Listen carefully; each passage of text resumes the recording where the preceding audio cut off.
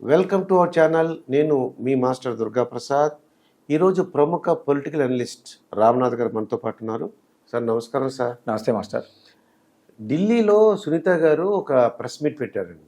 Press meet పెట్టి CBI మీద, జగన్మోహన్ రెడ్డి గారి మీద ఇవన్నీ కూడా ఆరోపణలు చేశారు. అవును అవును నేను అన్న ఆరోపణలు అంటున్నాను, ఆవిడ అన్ని బాధపడిన సంఘటనలు కానీ ఇవన్నీ కూడా ఉన్నవి. అయితే ఈ ఈ యొక్క ప్రెస్ మీట్ వలన వైసీపీలో అంటే రాబోయే ఓటింగ్లో ఏమైనా తేడా ఉంటుందంటారా? ఇది ఏమన్నా టీడీపీకి జనసేన కలయికని ఉపయోగపడుతుంది అంటారా? అంటే ఇప్పుడు మనం సునీత గారి ఎపిసోడ్ అంటే వైఎస్ వివేకానంద రెడ్డి గారి మరణం తర్వాత నుంచి కూడా ఆమె ఎపిసోడ్ చూస్తున్నాం మనం. అంటే ఆమె ఢిల్లీ వెళ్ళడం, సిబిఐ వాళ్ళను కోర్టు కేసులు తిరగడం, ఆమె కొంత పోరాటం చేస్తుంది. అంటే ఎవరైనా తన తండ్రి మరణించినప్పుడు తన తండ్రి మరణం వెనుక ఎవరున్నారు అని తెలుసుకోవడంలో తప్పు లేదు, ఆమె ఫైట్ చేయడంలో కూడా తప్పేం లేదు.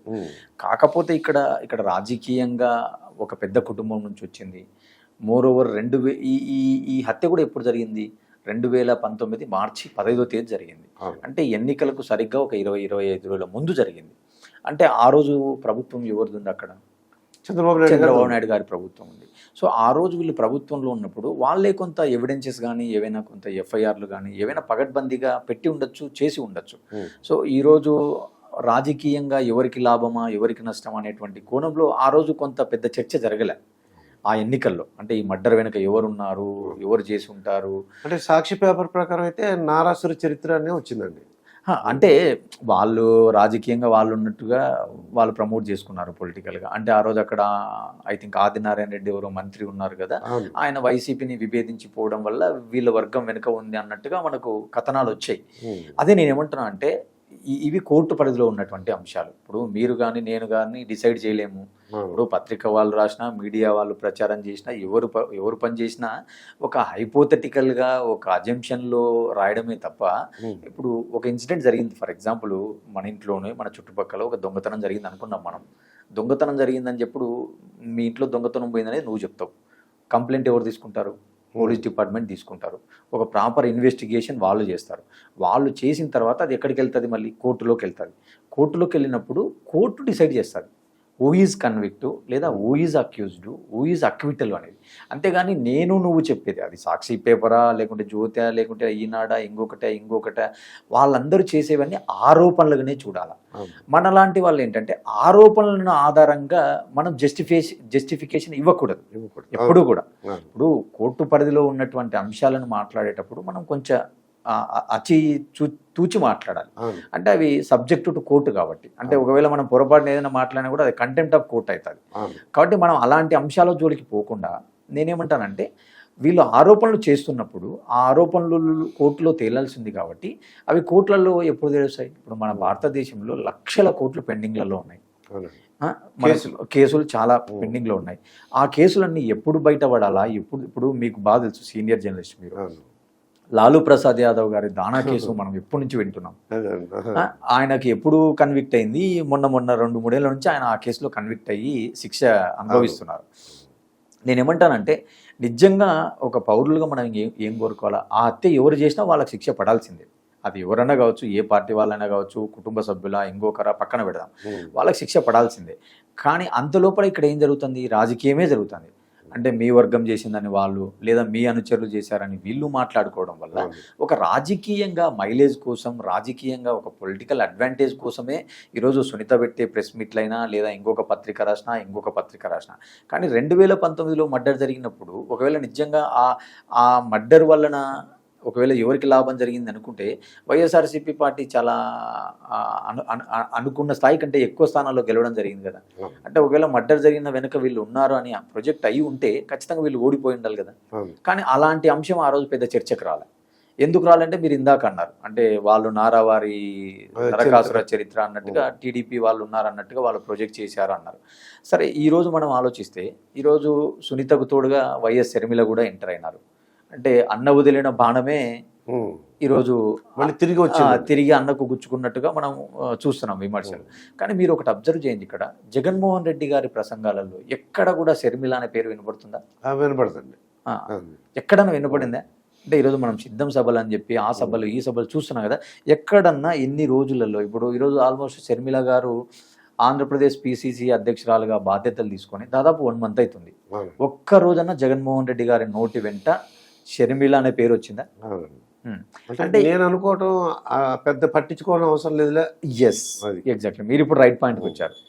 అంటే Okay. మీరు చూడాల్సింది ఏంటంటే అంటే ఇగ్నోర్ చేయడం. అవును. ఇప్పుడు షర్మిల జగన్మోహన్ రెడ్డిని అటాక్ చేస్తుంది. ఏమనింది నిన్న ఆమె? గల్లీలో పులి ఢిల్లీలో పిల్లి అనింది. అవును. ఆ? ఇంకోటి ఏమంటుంది, ఇప్పుడు సొంత అన్న చెల్లె అక్కకి న్యాయం చేయని వాడివి నువ్వేమి ప్రజలకు న్యాయం చేస్తావు అనే విమర్శలు చేస్తున్నారు.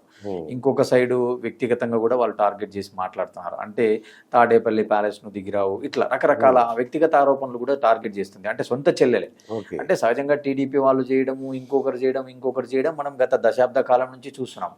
కానీ ఏ సొంత చెల్లెలైతే తన అన్నను సీఎం చేయాలని చెప్పి ఆమె కాలికి బల్పం కట్టుకొని తిరిగిందో, అదే సొంత చెల్లెలు ఈరోజు కాంగ్రెస్ పార్టీలో చేరి జగన్మోహన్ రెడ్డి గారిని విమర్శించడం మనం చూస్తున్నాం. కానీ ఈరోజు జగన్మోహన్ రెడ్డి గారు ఎక్కడ కూడా ఆమె పేరు కానీ ఆమె మాట కానీ తీసుకోవడం లేదు. ఎందుకంటే నేను అనుకోవటం అంత వాల్యూ లేదులే, అంత అంటే ఇన్ఫ్లుయెన్స్ చేసేంత ఆవిడకి పేరు లేదేమో అనుకుంటున్నారేమో. అట్లని కాదు, అంటే ఇక్కడ రాజకీయాలు ఎలా ఉంటుందంటే నువ్వు ఇగ్నోర్ చేసావు అనుకో. ఓకే. ఇప్పుడు నువ్వు ఒక కౌంటర్ ఇస్తావు, నేను మళ్ళీ రేపు కౌంటర్ ఇస్తా, మళ్ళీ నువ్వు ఎల్లుండి నాకు కౌంటర్ ఇస్తావు, మళ్ళీ నువ్వు ఎల్లుండి అవతల పేరు వచ్చేస్తుంది. అంటే అవతలకు నువ్వు అటెన్షన్ ఇవ్వడం వల్ల ఏం జరుగుతుంది అంటే రోజు మన టాపిక్ చర్చ ఎక్కువ జరుగుతుంది అనుకున్న దానికంటే. కాబట్టి వీళ్ళు తెలివిగా ఏం చేస్తున్నారంటే ఇగ్నోరెన్స్. అంటే ఇప్పుడు మనం వాళ్ళని పట్టించుకోకుంటే వాయా. ఇప్పుడు కాంగ్రెస్ పార్టీ 2014 నుంచి ఆంధ్రప్రదేశ్లో కేవలం 1.12% వాళ్ళకు ఓట్ బ్యాంక్ ఉంది. అటు పార్లమెంట్లో కానీ ఇటు అసెంబ్లీలో కానీ వాళ్ళకు ఒక్క సీటు కూడా రాలే.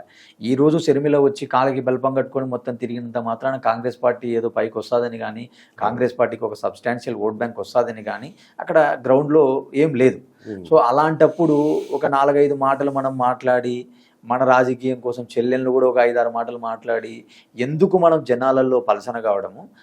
ఆమె రాజకీయం ఏదో ఆమె చేసుకుంటుంది, మన రాజకీయంగా మనం చేద్దాము. ఏదైనా ఒక రాళ్ళు వేయాలనుకుంటే కాంగ్రెస్ పార్టీ మీద ఒక రాళ్ళు వేస్తారు వాళ్ళు. అంటే మీరెందుకు ఆ రోజు ప్రత్యేక హోదాకు చట్టబద్ధత ఇయ్యలేదు? ఆ రోజు మీరు బిల్లు పెట్టేదానికి ముందే ఇవన్నీ కూడా చేర్చచ్చు కదా.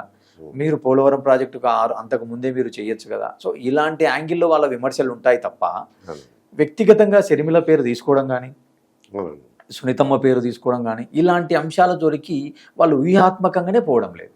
ఓకే. అయితే ఈ సునీత ఢిల్లీలో పెట్టి మా అన్నకి ఓటేయద్దు, మీరెవరూ కూడా వైసీపీకి పార్టీకి ఓటేయద్దు, మాకు అన్యాయం జరిగింది అలా చెప్తున్నాను. డైరెక్ట్ ఓటు నిజంగా ప్రజల్లో అది తీసుకుంటారంటారా వాళ్ళు? ఆనెస్ట్గా చెప్పాలంటే వైఎస్ వివేకానంద రెడ్డి గారు బతికున్నంత వరకు ఈ సునీతమ్మ అనే వ్యక్తి నాకు తెలిసినంత వరకు కనీసం పులివెందుల నియోజకవర్గంలో కూడా ఎక్కువ మందికి తెలుసుకోలేదో నాకైతే తెలియదు. అంటే వాళ్ళకు రాష్ట్ర స్థాయిలో అంత పరిచయం కానీ అంత ఇన్ఫ్లుయెన్స్డ్ పీపుల్ కాదు. వాళ్ళు కేవలం ఏంటంటే వాళ్ళ ఫాదర్కున్న ఇమేజ్ వల్ల ఒక కడప జిల్లాలో ఎంతో కొంత వాళ్ళకు పరిచయాలు, బంధువులు, బంధుత్వాలు ఉండొచ్చు తప్ప వాళ్ళు గ్రౌండ్ రాజకీయంలో లేరు. ఇప్పుడు నువ్వు ఒక వ్యక్తిని గెలిపించాలన్నా, ఒక గెలుపును శాసించాలన్నా నువ్వు గ్రౌండ్లో ఉండాలి. ఇప్పుడు ఈరోజు మనం తీసుకున్నాం, ఇప్పుడు పవన్ కళ్యాణ్ గారినే తీసుకుందాము. ఆయనకి ఎంత ఇమేజ్ ఉంది, ఆయనకి ఎంత పాపులారిటీ ఉంది, కానీ ఆయన పెట్టిన అభ్యర్థులను గెలిపించుకున్నారా? చెప్పండి, మీరే చెప్పండి. గెలిపించుకోలేకపోయారు కదా, స్వయాన ఆయనే ఓడిపోయారు.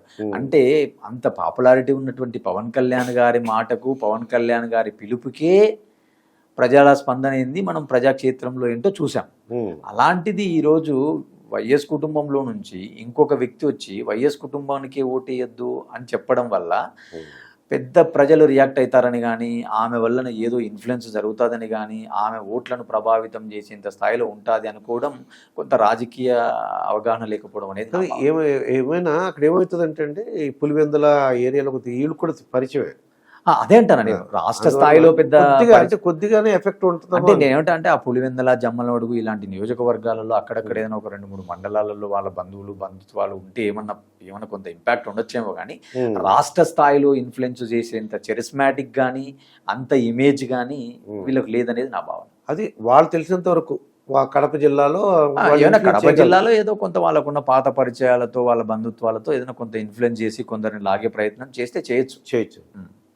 ఇదండి రామ్నాథ్ గారితో జరిగిన ఇంటర్వ్యూ. మరొక ఇంటర్వ్యూతో మీ ముందుంటాను. మీ మాస్టర్ దుర్గా ప్రసాద్.